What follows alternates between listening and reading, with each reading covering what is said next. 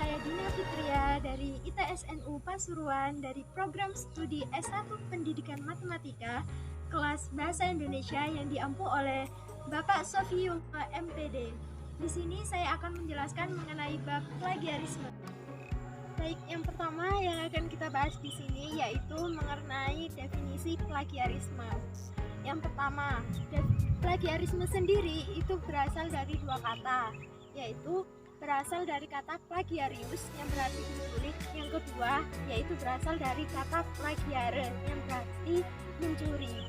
Sedangkan menurut Random House yang menyatakan pada tahun 1997, beliau mengatakan bahwa plagiarisme adalah suatu tindakan penggunaan atau imitasi dekat dari bahasa dan pemikiran orang lain yang nantinya akan direpresentasikan.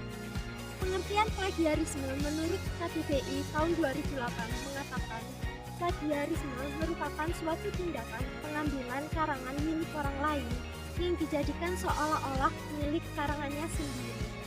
Sedangkan menurut Peraturan Menteri Pendidikan Nasional Republik Indonesia Nomor 17 Tahun 2010 menyatakan bahwa plagiat adalah perbuatan sengaja atau tidak sengaja dalam memperoleh atau mencoba memperoleh kredit atau nilai untuk suatu karya ilmiah dengan mengutip sebagian atau seluruh karya atau karya ilmiah pihak lain yang diakui sebagai karya ilmiahnya tanpa menyatakan sumber secara tepat dan memadai.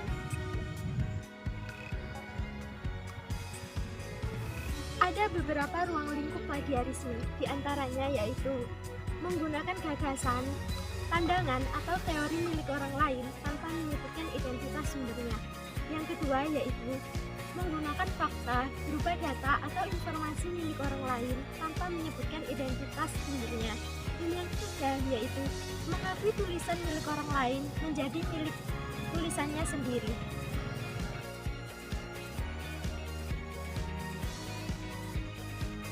Jenis plagiarisme ada 6. Yang pertama yaitu ada yang namanya plagiarisme akademik dan jurnalistik. Yang kedua ada yang namanya plagiarisme art. Dan yang ketiga ada yang namanya plagiarisme parsial. Yang keempat yaitu ada yang namanya plagiarisme minimalis. Yang kelima yaitu ada yang namanya plagiarisme sumber kutipan. Dan yang keenam yaitu ada yang namanya self plagiarisme. Menurut Sulistyo tahun 2011 mengatakan bahwa ada 4 tipe plagiarisme. Yang pertama yaitu ada yang namanya plagiarisme kata demi kata. Yang kedua yaitu ada yang namanya plagiarisme atas sumber. Yang ketiga yaitu ada yang namanya plagiarisme kepengarangan. Dan yang keempat yaitu ada yang namanya self plagiarisme.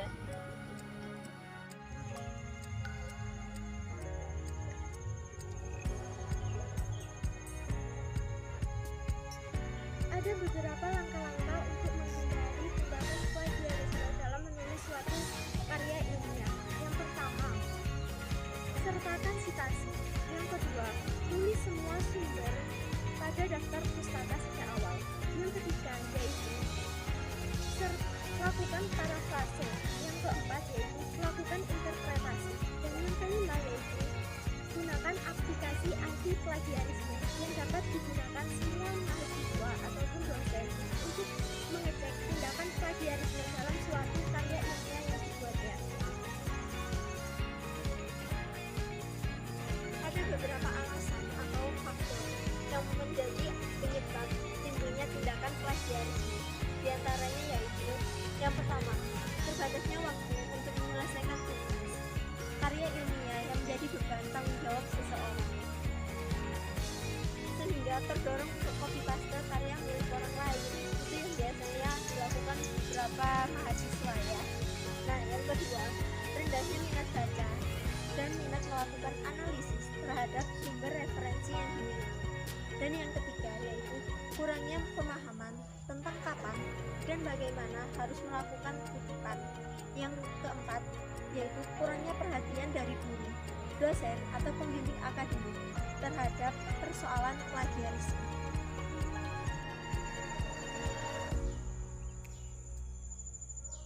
Menurut Peraturan Menteri Pendidikan Nasional Nomor 17 Tahun 2010 Pasal 7 yang menyatakan bahwa karya mahasiswa, baik itu skripsi, tesis, harus dilampiri dengan surat pernyataan bermaterai yang menyatakan bahwa karya ilmiah tersebut tidak mengandung unsur plagiat.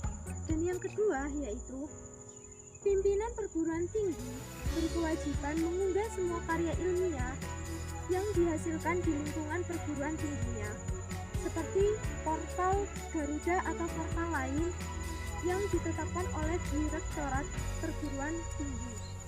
Yang ketiga yaitu sosialisasi terkait dengan UU Nomor 19 Tahun 2002 tentang hak cipta dan Peraturan Menteri Pendidikan Nasional Nomor 17 Tahun 2010 kepada seluruh masyarakat akademis setempat. Hal-hal yang tidak tergolong tindakan plagiarisme diantaranya yaitu pertama, menggunakan informasi yang berupa fakta umum. Yang kedua yaitu menuliskan kembali dengan mengubah kalimat atau parafrase opini orang lain. Jadi yang biasanya kita lakukan untuk menghindari tindakan plagiarisme bisa dengan cara setelah kita copy paste, kita rubah lagi pernyataan tersebut sesuai dengan pemikiran atau bahasa kita sendiri. Jadi dengan tindakan seperti itu akan mengurangi yang namanya tindakan plagiarisme. Dan yang ketiga yaitu mengutip secukupnya tulisan orang lain dengan memberikan tanda batas jelas bagian kutipan dan menuliskan sumbernya. Semisal kita mengutip karangan atau pernyataan orang lain, jadi di belakangnya bisa kita lampiri yang namanya kutipannya. Semisal seperti kata plagiat tadi, dinyatakan oleh siapa, tahun berapa. Nah, itu bisa kita tulis sebagai sumber identitasnya untuk mengurangi tindakan plagiarisme. Kerugian yang ditimbulkan dari tindakan plagiarisme diantaranya yaitu sebagai berikut. Yang pertama, kerugian bagi penulis asli. Siapa sih di sini yang nggak marah kalau tulisannya diakui oleh orang lain? Pastinya kan semua orang merasa marah.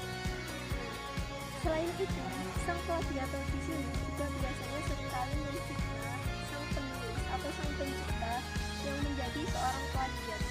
Jadi seakan-akan dia yang mengambil milik orang lain, tapi dia merasa bahwa karya tersebut ada miliknya sendiri. Itulah yang harus dicegah, karena tindakan plagiarisme itu sangat merugikan banyak orang. Yang kedua, di sini ada yang namanya kerugian bagi sang plagiator.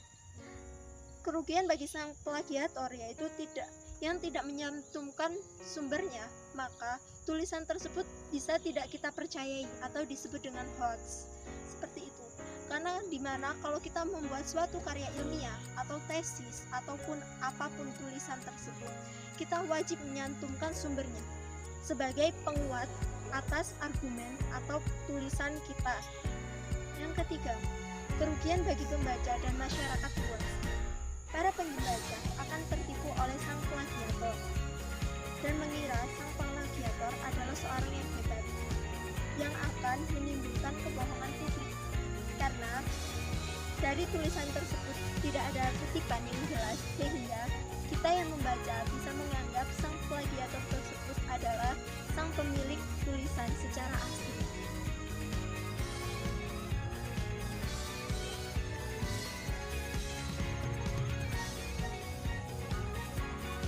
Ada beberapa langkah-langkah untuk menghindari tindakan plagiarisme dalam menulis suatu karya ilmiah. Yang pertama, sertakan citasi. Yang kedua, tulis semua sumber pada daftar pustaka sejak awal. Yang ketiga yaitu lakukan parafrase. Yang keempat yaitu lakukan interpretasi. Dan yang kelima yaitu gunakan aplikasi anti plagiarisme yang dapat digunakan semua mahasiswa ataupun dosen untuk mengecek tindakan plagiarisme dalam suatu karya ilmiah yang dibuatnya.